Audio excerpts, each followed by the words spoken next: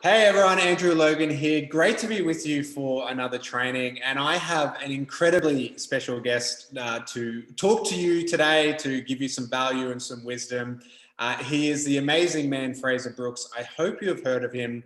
I actually met him 3.5 years ago. I saw one of his, my wife actually saw one of his videos online and kind of clicked and started following this guy. And so it was a little bit awkward when we first met. And it was made even more awkward because Fraser's dog ate my son's donut. For any parents listening, you know that sometimes when you're in an important meeting or at an event or something, you got to bribe your kids with food. And then it got even more awkward because my son, who was in that toilet training phase, did a number 3 on Fraser's couch. And any parents know what a number 3 is. So we could talk about some of those sort of stories all day, but I'm going to bring him on because obviously, you know, social media is just like crazy explosion and just getting stronger and stronger. And I remember 8-10 years ago when I was sort of first side hustling and first finding the network marketing industry, and we were getting told about hashtags and getting told about this Instagram thing and, like, you know, you should get on it. And it was pretty easy back then. You just kind of put a few products up on your Facebook and people would buy. And I remember it was even before Messenger.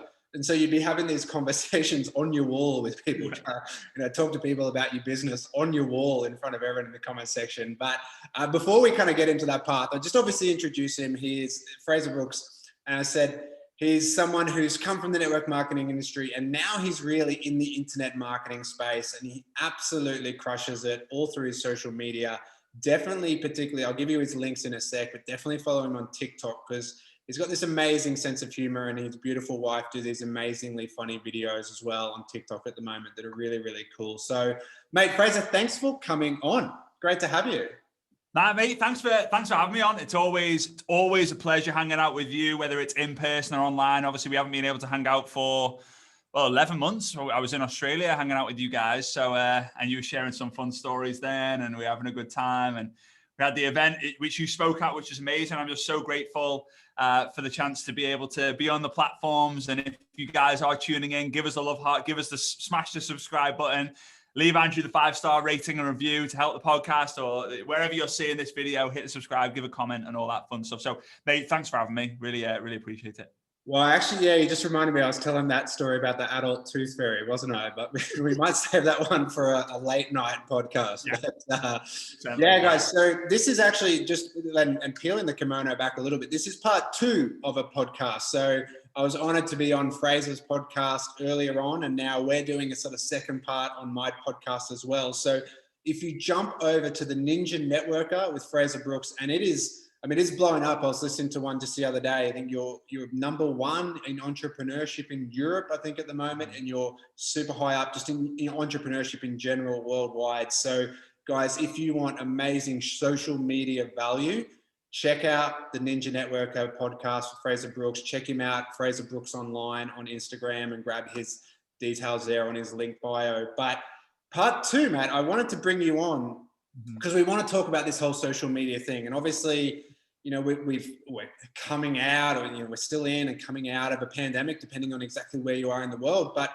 we really got that huge eye-opening lesson for a lot of people, and obviously a devastating lesson for a lot of people. But, you know, you were talking in Australia 11 months ago, and it's sort of this, like, oh, mate, what's this COVID thing going to do, right? And we were sort of sitting there at dinner like, do you think it'll come to Australia or whatever? And then bang, you got stuck in Dubai for months because you couldn't get home. The world just changed. And so many people are now looking to social media. And I joke about us being Generation S, Generation Side Hustle, and Generation Spell Check as well. But I think that, like, we're sort of this generation of side hustlers, and social media has really helped that. And I'd love to just, you know, your story on how you really got into the social media space and how you're just crushing it now. Mm-hmm. Well, yeah. So I obviously been around network marketing my entire life. 1987, my parents got involved after thinking MLM was Make Love Monthly. They went to an event. I was in the room. And ever since that day, my mum and dad got addicted and obsessed and just dedicated their kind of careers to network marketing, as they literally saw this as their way out. like of be able to kind of escape the rat race and get out of that trap and have something, create something of their life. They've always been like natural hustlers, natural entrepreneurs, but they've never had a vehicle to do it. You know, they're the kind of people that, oh, great idea, but they don't do anything about it because they have no idea how to actually do it. So network marketing kind of took all that away. They just had to hustle. So growing up, I was the kid that I started in the pram. Then I was at the back of the room, in and out to like the ball. We had call them like ball pits, like soft play places where like, right. So my mom would kind of be watching us when my dad was hustling the events. And then as I got hit about 7 years old, my dad would he would give me this like notepad, like in like a black binder. And he would say, all I want you to do is write the names of the people. And I'm 7, right? So my spelling is not amazing, but I'm writing like the first name, right, as short as I can. I think I wrote Andrew right, because I only could do like the first 3. I had no idea how to spell Andrew, but like, so I was just writing hand, and then I had to give a score out of 10 on the speaker. My dad would then ask me like, why did you give that score? So it was like, and 7 out of 10, funny. And I just got addicted to actually marking all these people. And I went from the back to the front of the room, and then when I was tall enough, I was able to then flip over the flip chart, and that was my job. But I still scored. So I traveled all over the world with my parents and seeing them build their business traditionally. And when I was 18, my mum and dad come to me, asked me about network marketing, if I wanted to do it. It was on my 18th birthday, and I said no. I said no because I just didn't think I could do it. I'm not naturally extroverted. I'm actually quite heavily introverted. It takes a lot for me to get, you know, in that environment, the extroverted environment. And when I was 22 years old, my dad approached me for the 16th time. The fortune's in the follow-ups, right? Not the follow-up. So he approached me for the 16th time, and I just kind of finally went, you know what, I'm going to do this. I'm going to do it all online. I'm going to do it all on social media. My dad looked at me as if like, I'd rather you not join, because it doesn't work on social media. It's a belly-to-belly, face-to-face business. And I understood what he meant. But I was like, but Dad, the whole process is strangers to friends, friends to family. What happens if I create strange like friendships from complete strangers and then introduce them to the old school way, like the kind of fundamentals? And he was like, yeah, I mean, go try and find a success story. Like, success leaves clues. Go find me something. So I tried to find books, webinars, seminars, events, blog posts, articles, success stories. Couldn't find anything. And I just thought, maybe my dad's right. He's right with a lot of stuff, especially in network marketing, but someone's got to do it. And I just had the vision. I just thought, I think it's going to work. So a lot of resistance, a lot of struggles. As you said, you couldn't like anything or comment on anything. You would just write on people's walls. It was just very, very, very bizarre, but I just saw the future of it. I just knew this is what's going to work. And it's been interesting because it's allowed me to be an extrovert when I needed. And it's still, for me, very weird to go on my phone, open up an app, and have the confidence to be 100% me. Whereas, like, for example, if I went to a bar or a club, I would walk in the front door, I would take one step to the right or to the left, and I'd probably just stay there for the entire time. The idea of going into the middle of a bar or restaurant and being like, hey, everyone, like, I'm Fraser, like, good to see you. It's just, that scares the living life out of me. But going onto an app, pressing live and being like, hey, everyone, Frazer Brookes here, no problem doing that. So I didn't just be able to build a big business from social media. I was able to kind of find myself in a really way. I didn't need to travel to Thailand to find myself. I found myself on a social media app. And in 2016, after building my successful network marketing business, I decided that someone has to be an unbiased, neutral voice to teach and train people how to use social media, because it was getting into a very, very, very dangerous situation where it absolutely skyrocketed in 2013, 14, 15. But now everyone was spamming, looking for 3 motivated individuals to join my team, buy my product. Here it is. And it started to get really bad. And I just thought, this is an industry that I've grown up with, that I love, that's changed my family, mine and my family's lives for generations to come.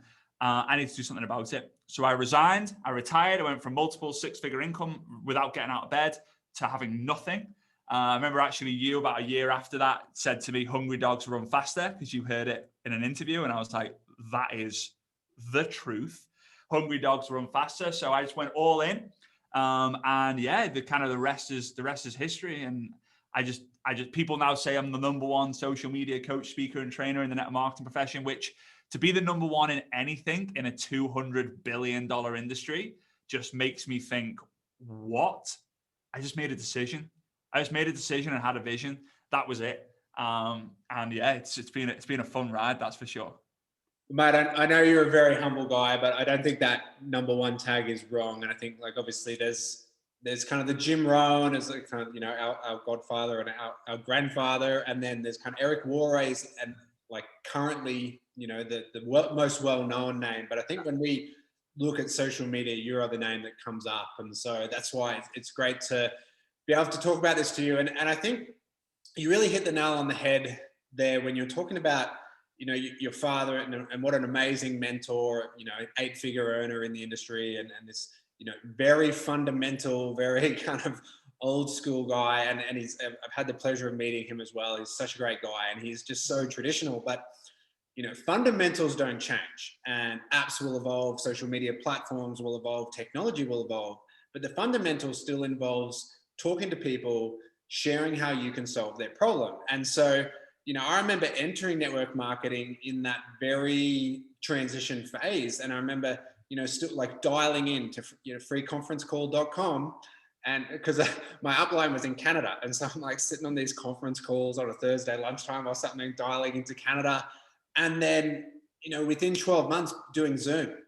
And it was just like this crazy transition, right? But as you said as well, there was a very short period of a kind of Goldilocks zone where it was very easy. Social media just made it easier. But then it got flooded with spam and that's what brought you in. So I don't want to skew negative, but you know, we can obviously learn so much from failures and failures can be expensive and failures can make us want to quit. So, you know, what are some of the big, massive mistakes that you see people, and it even doesn't have to be network marketing, like any kind of entrepreneurial or internet-based side hustle, you know, affiliate marketing and all those things as well. What are some of the mistakes you see people make that just, ooh, cringe? Yeah, I actually think it might not necessarily be cringe, but it's a big mistake.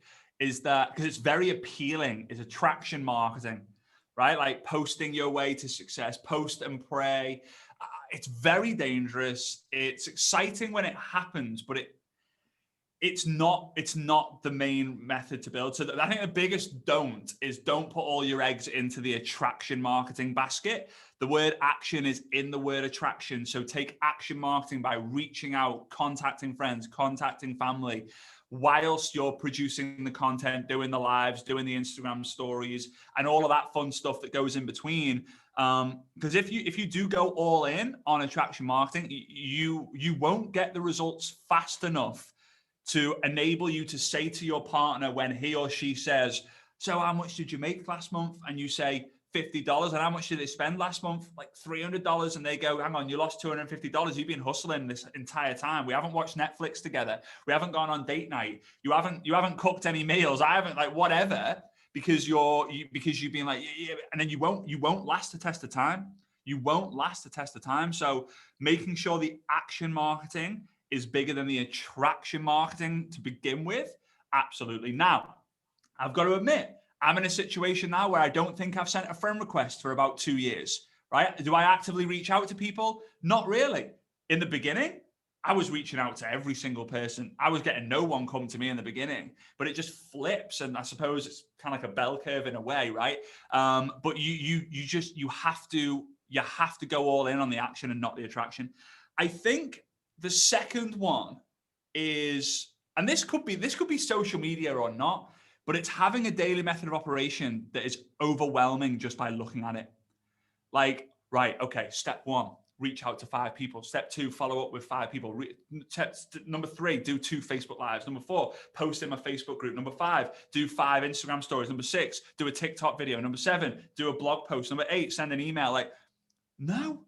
Like, simplify it so much that you're just like, I can smash that out in the morning. I can get that done in the morning, win the day, win the day, win the week, win the week, win the month, win the month, win the quarter, win the quarter, win the year, have a good chance of winning your life, right?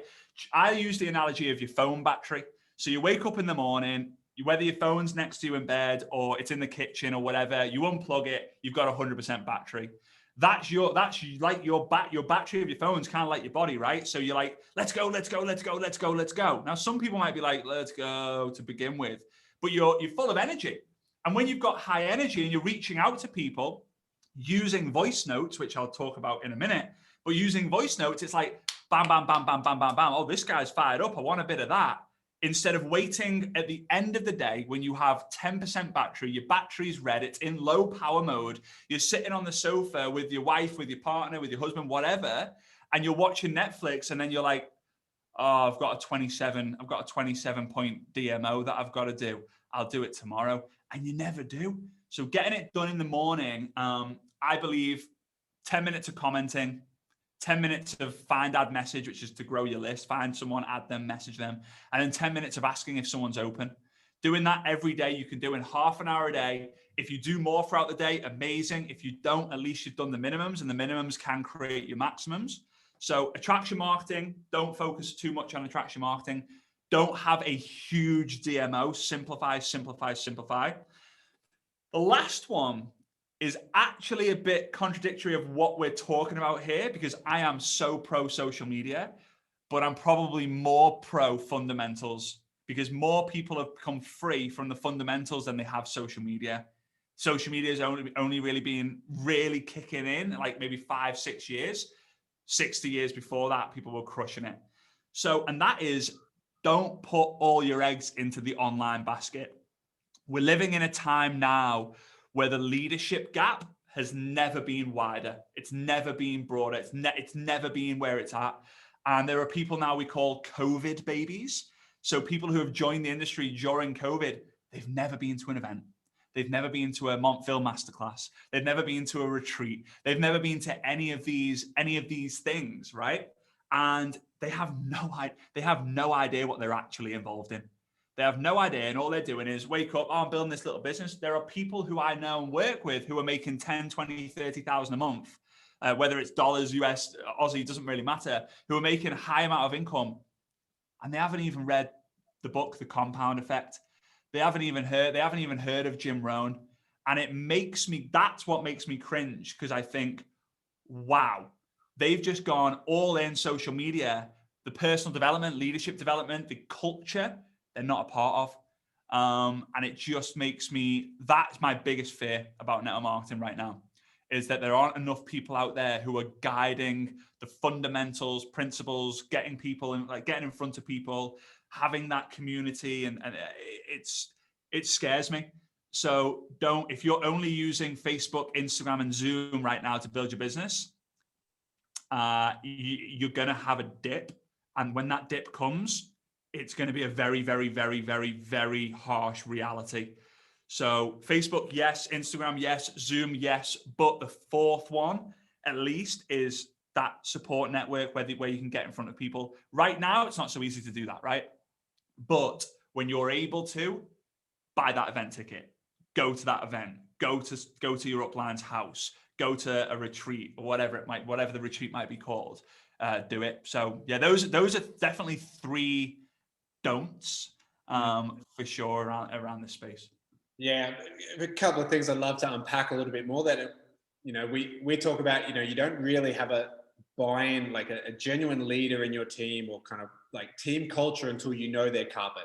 Until you've sat on the carpet with like kind of pen and paper in their house, and that's the juice. And I know I was talking with some people online about this today again, that they were sort of saying like, what are great things for a mastermind? What are great things you should do at a mastermind? I'm like, just sit around, sit around and have some drinks. And the training's great, and the whiteboards, and the high ropes courses, and the things we do at our masterminds, they're all great, but it's all about sitting there and watch the sunset with a beer in your hand or a wine or whatever, and just being there with your team. And obviously there's challenges and restrictions to that right now, but as you say, we're going to see that. And you talk about the dip, and if you're listening on the podcast, you can't quite see what my hands are doing, but if you're watching the video, there's always an acceleration when you do anything. There's obviously excitement, and 3% generally of your your network, your friendship group are kind of ready to buy, like ready to take action in something in a different area. So if you're in health and wellness, about 3% of your friends are ready to kind of take the plunge to lose weight. Or if you're in like a business opportunity, 3% of your people are ready to take an opportunity in a business model setup, right? So when you kind of come out and you get out there and you kind of, woo, here I am out of the closet on social media, 3% of your network are generally ready straight away. So if you've got 2,000 friends or 10,000 followers, there's a lot of people straight away, but then the dip always comes. But that's where we learn the leadership skills, right? And that's where we really develop. And so, yeah, it's interesting you say that. And just talking about that attraction marketing as well, I probably don't get this as much you're not in the UK anymore, Fraser, but certainly in your field when you were living in Liverpool, you probably wouldn't get this. So there was this phase in Australia where the kind of attraction marketing was everyone like, here I am at the beach, like, like, look at me, and there's sort of that, fake it till you make it, which we shouldn't do, right? Like, have a vision and have a brand that you want to build into. And I'll touch on that a little bit more in a sec. But people were saying, like, I can bring people in because I'm showing me laying on the beach, but they're not doing anything. I was like, yeah, because you basically sold this vision that you just lay on the beach and money just comes into your wallet. And so you kind of sold this lie. And I would never take my laptop to the beach because it's sandy and hot and the laptop will rust out in like 5 minutes. So, I mean, more power to them. But like, what do you think about some of that kind of like fake till you make mindset that can come? Because I think that's the biggest challenge for people is, who do you follow?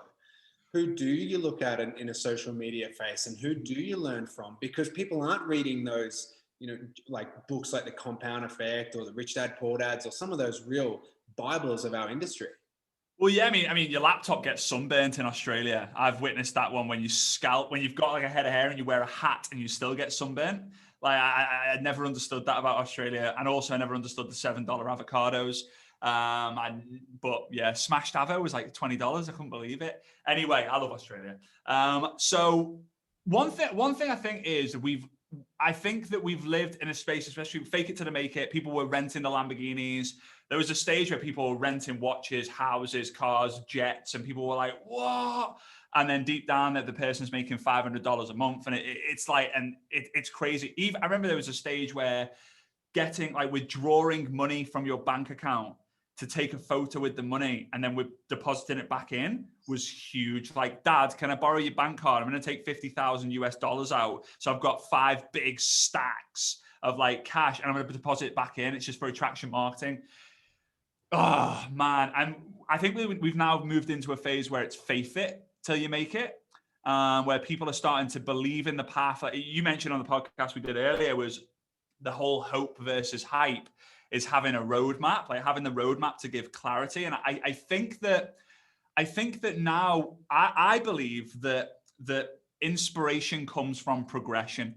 Like when you see someone progressing, it inspires them. Like I'll take my story, for example. I don't like using my own story for the example, but it's a good one. Is if you can go back and watch like my videos from 3 years ago, I was sat in front of a wall in Cologne and there was wallpaper. It was when you take wallpaper off a wall. I do remember them. Yeah. Right. And it's like, why is he doing a live in front of that wall? Because it was the only place in the studio apartment that we were living in that I could actually get Wi-Fi. And it was just, and my hair, I looked ill. But I've progressed and I've taken people on that journey ever since. And because they've seen me go from here to here to here to here to here, it's like, wow, I'm inspired because I've seen the before, I've seen the zero before the kind of the hero has kind of come. So I believe that being authentic, being real, being raw, being transparent, if you are clumsy and you make mistakes, have a laugh. Don't cut it out or edit it, just own it. And I think that is actually now a really solid, it's a strategy in a way without you having to really do anything because you're just being you. If you're having to go to the beach and have a photo shoot, I mean, the thing that I least like is when we have to hire a photographer to take professional photos. Oh man, I hate it. I absolutely, like, look to the left and blow a bubble and you're like, I don't get the whole posing. I'm like, this is really bizarre. I just don't agree with it. I never have agreed with it. I've never understood the designer clothes and the trainers to look the part. But it's a fact. It's in certain parts of the world, people see that as success. The things you wear and the things you have is success. Where I believe success is determined, like Jim Rohn's example is, success is determined by the number of people who mention you in their own success story. And you're going to do that by inspiring people, by being real, raw, and authentic more than the things you have, right? They're not going to mention, oh, Andrew, my mentor, he's the best because he wears Gucci clothes. No, that's not inspiration. So yeah, a bit of a weird way to answer the question, but yeah, I just think being authentic, real, and raw is always going to serve you better, and you're going to grow more than any other way. Well, I think it's so powerful. And I just want to add in before we go any further. So like when we kind of talk into this attraction marketing and, you know, obviously I'm not negative on attraction marketing. It's just how do you do it properly? And so because for the sake of time, guys, and I was just listening to it the other day, go to Frazer Brookes' podcast, episode 101, and he goes through the process of how to create your avatar. So that's the Ninja Networker, episode 101. He literally lays out that how to find your avatar and have your brand and how to do that the right way. And so you talk in that podcast, and we talked about it just then as well, about the realness of you. And I think, you know, I talk in my book about how perfectionism will kill your business, and like perfectionism, like, hey, there it is.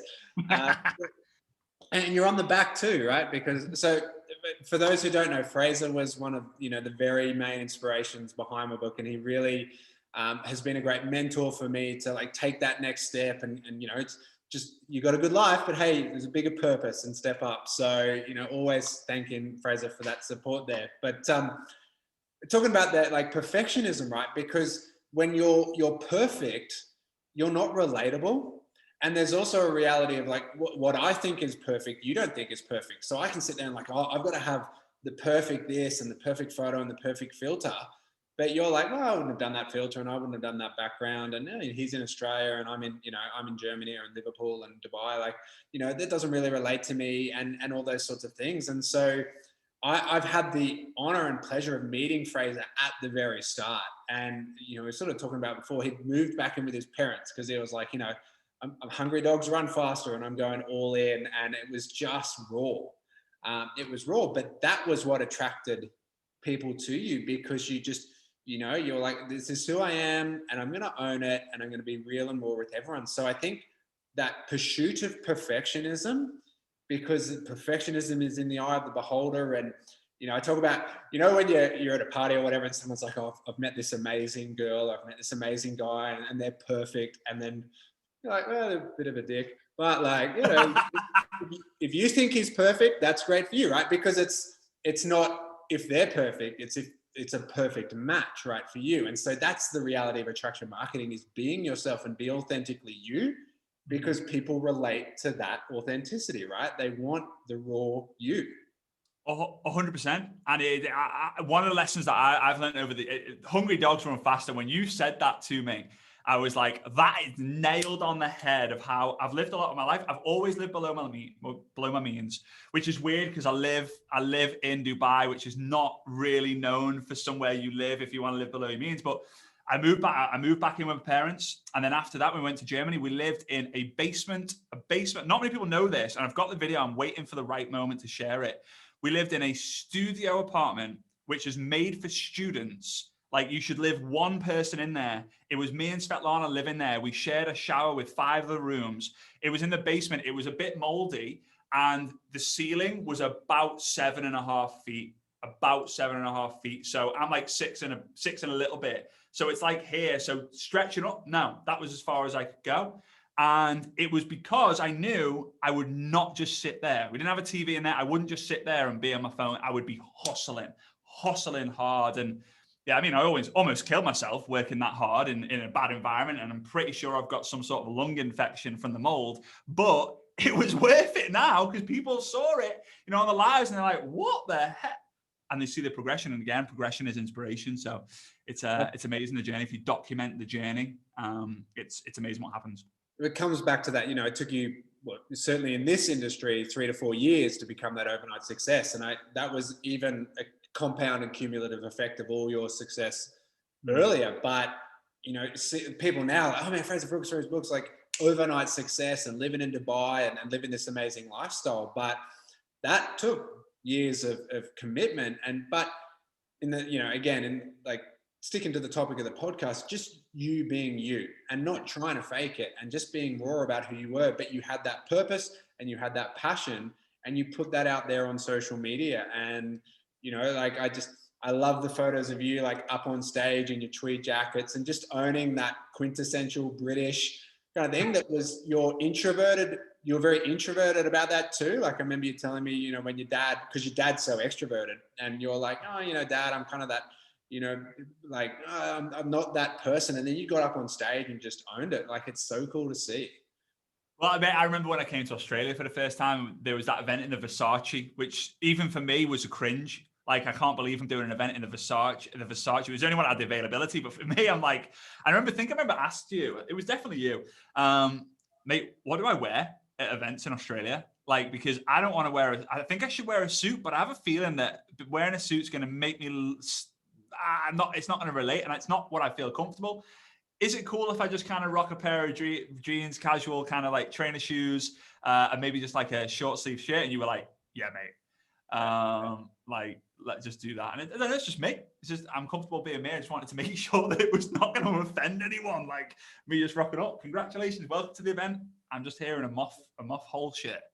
We were talking on Fraser's podcast when I was just talking on there earlier, and we were talking about how I was just at that hotel, or the hotel across the road. We'd taken the kids, away for a few days the weekend just before, and we're walking on the flyover over the traffic.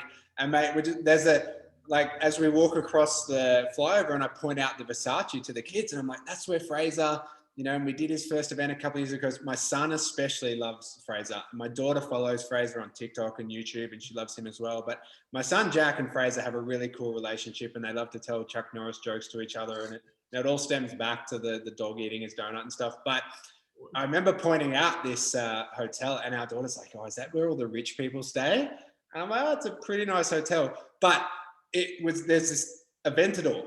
There's an Aventador sitting there with the wings up, and there's like couple getting out of it. I was like, yeah, perfect timing, because they've just rocked up in this silver Aventador, and it's it's the poster on the wall.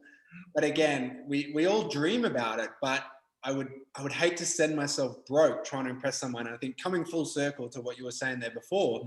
When you pull the wads of cash out, or you stand in front of the fancy car, and if you love cars, I'm not against cars. They don't do anything for me. But to me, we as an industry sit there and we vehemently deny being a get-rich-quick scheme. And then we're like, oh my God, like, look how much money I have, and look at this car I bought straight away, and look how I've upgraded my lifestyle straight away. And we self-perpetuate our own get-rich-quick scheme issues. Right? Instead of just saying, you know what, I'm going to hustle and grind. And that's, as you know, what inspired me to do this podcast and write my book was, let's show people to actually impress people with lifestyle and freedom and smart financial choices and wealth creation rather than fancy toys, because the fancy toys will attract some people, but they're more often than not going to attract people with poor financial mindsets and fast mentality. If they don't make $1 million in their first year to buy that Lamborghini, they're gone. Yeah. Oh, for sure, mate. I think one of my buying mindsets over the years has been, I buy things that I value, not what other people value. Like other people might value like, oh, you've got the success now. When are you going to get the Louis Vuitton hand luggage? I'm like, you should see my hand luggage after about 6 months of using it. It is battered. I like my hand luggage. I throw it in the back of a car, and I yank it out, and I throw it on the conveyor belt, and I yank it off. I don't want to be going, oh no, don't touch it. So I buy things based on things that I value, not other people. But I also buy things based on achievement as well. Like if I want to buy something, I will set a goal to buy it. I won't just go, oh, I want it, I'm just going to go buy it. I've got the freedom to be able to do that, but that's when I get a little bit messed up. I get a little bit messed up as well. So, Edge and I are exactly the same, mate. She's like, oh, I want to updo the fence. And I'm like, well, let's hit that next goal. And then you can, stone clad the fence out in the front of the house and do all the things you want to do. But like, super quick story, just finishing up on what we're talking about before. Last year we had a company event and we had an American speaker coming over. And again, the American Australian lifestyle can just be a little bit different. And the speaker was a very good friend of mine. And we just had a little management meeting beforehand. And we had a boat cruise. We had like a team boat cruise. So I'm there in like the Hawaiian shirt and Hawaiian shorts, all ready for the boat cruise. And they asked me to get up and speak quickly. And then Zach, my mate, came out and he's got the pocket square. And like, he's like, oh, like suit, jacket, pocket square. And he's like, oh, I forgot I'm in Australia. Like, and I normally wouldn't wear shorts on stage. It's just that we happen to have a boat cruise straight after. But obviously, we've talked about some of the flip side of the coins, obviously, and you talked there as well. And it's the same with time management. Time management, I think, is a big struggle for people, but also money at the end of the day. You talked about it. It's a matter of priority. And I think people are always searching for that. How do I balance hustling and, how do I balance it with my life? And we have to make it a priority in our life, right? We have to wake up in the morning and say, you know what? This is a priority. So I have to make it my priority. If it's the last thing we do, then it's hard to sort of tell the universe that actually changing my life and growing this business is a priority for me. So how do you, I mean, obviously for you, it's get up. Like, do you have a morning daily method of operation where it is all about work straight away and getting it done so you can relax? Or do you do anything else? How do you get into that peak state and then get your work done so you can enjoy the freedom that you've created? So I might be a little bit controversial. I wouldn't say I have a very structured like morning routine. And I think the excuse that I give myself for that is because I go to bed at such a varied amount of time. Sometimes I go to bed at 1 a.m. Sometimes I go to bed at 4 a.m. And the reason for that is because of location. Like, I do a lot of calls, in America and in Europe as well. So I'm 4 hours ahead of the UK. So I can't necessarily have that, but my data method of operation is so simplified that I've completed it within the first hour of the day. And when I have that achievement, it's just a 2-part achievement. I'm like, let's go. Like, I'm not stopping here. You can't stop this train from going. So the first part is learn something new. So learn something new. And as mentioned on a podcast we did earlier, is there's always something playing on the TV or on the Alexa or on the computer or on the phone, which is just podcast based or, video based, whatever it might be, because I know I hear it, and I'll talk about it in a sec, but I just know that I hear it. So let's learn something new. And then the second thing is help someone new. That's my data method of operation. That is it. And I've just learned over the years that I'm in control of both those things. I'm in control of learning something, and I'm in control of helping someone. Now I'm in a privileged position where people pay for my help, which is I still find it strange. This lad from Liverpool who's currently wearing a pair of shorts and some ankle socks, which I'm pretty sure is illegal in Australia to buy a pair of ankle socks, but I have them on because my feet are cold, right? I'm just it's convenient for me right now. But I'm just a normal lad from Liverpool who made a decision to change my life, and I just worked hard to make that happen. But yeah, I have a very simple data method operation. By completing that, I just feel great. Am I a model for other areas of my life? No. Do I go to the gym like Andrew? No. Andrew's one of the 5 people who aren't allowed to take their top off around my wife. Otherwise, I'm done. That's it. So I'm not. But one thing I can do is I can help other people help other people. And that's my obsession. And I just believe in order for you to be a success, you have to become obsessed. But when you get the success, you become obsessed by helping other people get success. And when you see other people get success, you become obsessed by helping other people get that obsession.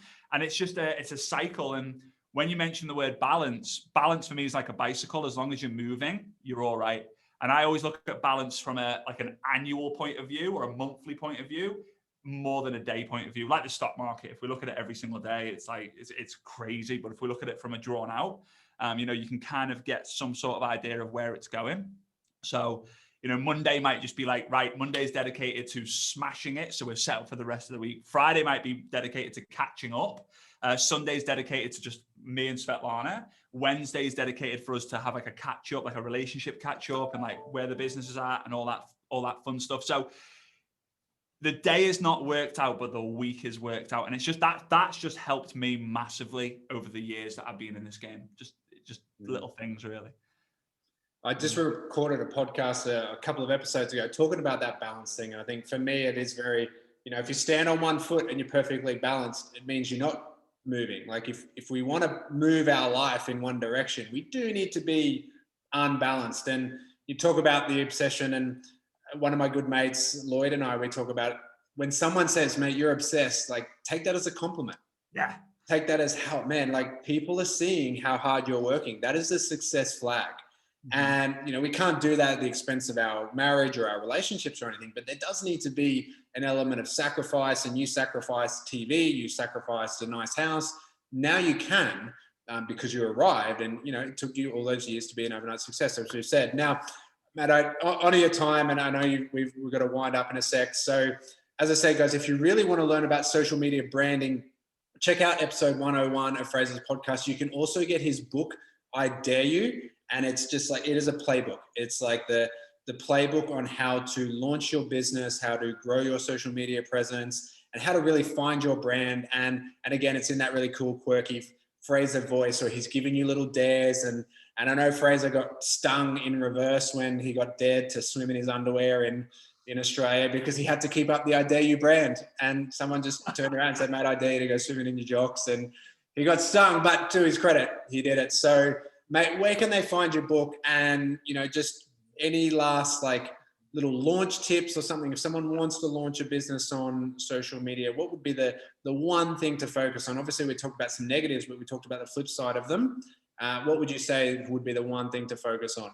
Yeah, for sure. So I'll give 3 kind of do's real quick. So first thing is launch offline before you launch online. Now, what I mean by that is launch on a Zoom to your nearest and dearest before you announce on social media. This is a massive mistake that almost everyone makes. Like, I've just joined this thing. Like, I'm really excited because they have the idea, I've got 1,000 friends. If 1% of them join, I'm going to have 10 buyers, which is going to make me, I don't know, $400, whatever it might be, right? Big mistake. What do you think your friends and family are going to see or hear or think when you then contact them after you've made that post? They're like, oh, you think more of your social media friends than you do your family? Of course they're going to be against you. So having a launch call, let's say Andrew recruits me, Andrew says, right, go and invite 5 of your closest friends and family. Let's have a call with them and discuss how you can go on the product journey with them, with you, right? So I'm going to contact them, invite them to a call. That's the offline version now, right? It's not a home meeting, it's a Zoom meeting, but it's technically a version of the offline. And then you can have an online launch where you maybe do a dual live interview, and your upline can ask you and guide the questions for you to, let your following be aware and know that you're doing something, not the particulars, but that you're doing something, and raise curiosity. That's a whole strategy for another time. The second thing is you asking the question to see if someone is open is you giving the gift. And that's what you really have to get your handle on. If I was to give Andrew a gift, let's say I've got a candle here. I know it's this, mate. This is the only manly candle I think I've ever smelled. I mean, it's slightly feminine, but I'll let you try it, and you can give me your assessment of the manly candle. But if I was to give this to him, Andrew might go, yeah, mate, not for me. He might be like, oh, amazing. And then when I leave, oh, like, nah. He might be like, how dare you give me a candle? Or he might be like, mate, how did you know I wanted this candle? I've wanted this candle for ages. If I don't give the gift, then I'll never know. Like, that's my job. I am doing my job by giving the gift and asking to see if Andrew is open. Like, hey, Andrew, I'm just curious. Would you be open to checking out some information on a game-changing health system that I've been using and following? No worries. If not, just thought I would ask. That's me doing my job. If he says no, throws at my face, says it's a pyramid thing, that's on him. That's not on me. I'm giving the gift. That's the second thing. The third thing is something that I don't think anyone speaks about, but it's only because where I'm in my position in my life and my career, my upbringing, that I know how powerful it is. And this is a big thing that we've lost because of social media. Growing up, I was in the pram in my dad's office. Growing up, I was sat on one of those baby mats playing with the toys in my dad's office. Growing up, I was on that little bouncer thing in my dad's office. Growing up, my dad would lock the door and throw me in there, and whilst he was working. Growing up, I was always around my dad, and him speaking on calls. Obviously, it wasn't a phone like this, but him, congratulations, well done for rank advancing, or yeah, you need to do this, or so is it for you? Is it a fit for you? Hearing everything that he did, as well as my mom, made me who I am today. Because I didn't just see it, I touched it, I heard it, I felt it, I tasted it in a really weird way. Everything, all my senses got it. In today's world, because of social media, this is what your kids are seeing you do. They're not hearing anything and they're not seeing the messages you send. So by just using voice messages instead of texting, even if you do the dictation so it writes it out what you're saying, that is going to help your kids in such a huge way. I can't even tell you. It's the best investment that you'll ever, me and Andrew actually joking about this the other day. The best investment, or the biggest investment you'll ever make is kind of your kids, right? Your family, your future generations. And just you texting everything is doing them a disservice. And I just think voice noting or video messaging is just everything for that. And people are missing out on that because, hey, if my dad was texting instead of messaging, voice noting, I wouldn't be where I am today. No way. Not a chance. Not a chance. It's such a good thing. It's a shame we got to end here because I'm sure we could really unpack that as well. Like we talk to a lot of parents, like, I want to build a business. I want a side hustle for the kids, but I don't want my kids to see me on the phone all day. And there's part of me that's like, hey man, what's your kids? Because we've got a teenage daughter and like, she's teaching us Instagram. She's teaching us TikTok. Like they just crush it. Like it's like bang, bang, bang, bang, bang. So as you say, they're just going to keep evolving and they're going to evolve with the phone in the hand, but they need to hear the fundamentals. And so the fundamentals for me is show your kids hustle, show your kids passion, show your kids excitement, because and as I said earlier, what good is it for me as a parent to just sit on the couch and, we've got residual income and we've got some nice investments. I'll just sit on the couch and watch Netflix or, the Super Bowl for the rest of my life. I can't do that, right? Because what does that show my children? Yes, they're going to grow up with phones in their hand, but I need to show them the fundamentals of goal setting, of vision, of hustle, of helping people and solving problems. So, mate, as I said, I want to thank you for your time and your book. I dare you guys. It's absolutely amazing. It's nice. It's a short read. So if you're not, I'm not a big reader, don't worry. It's not War and Peace or anything like that. It's super practical. It's super to the point. You can go to Frazer Brookes, Frazerbrookes.com/book and grab his book, or follow him on social media, guys. Frazer Brookes online on Instagram and Frazer Brookes on most of the other platforms as well. And that is Fraser with a Z. Mate, absolute honor to your time. As I said, guys, check out the other half of the podcast. I jumped on Fraser's podcast earlier as well, on his Ninja Network podcast, and we had a great chat about more about the financial mindset of wealth and freedom. And guys, TikTok, great quirky videos. If you want to jump on there and follow Fraser's dancing, and he's showing you how to live a good life by dodging negativity as he walks down his out his deck and stuff like that, you'll have a great laugh. So, mate, thanks for being on. Absolute honor to always spend time with you. And I can't wait till we can sit down together and we'll talk about the snake story on another podcast. Talk about the time Fraser couldn't sleep because of the snakes in his room and all that sort of stuff. We'll do that another day. But, mate, appreciate you. Likewise, buddy. Likewise. Thanks for having me on. And guys, hope you got some value from that, and hopefully see you soon. See you guys. Yeah.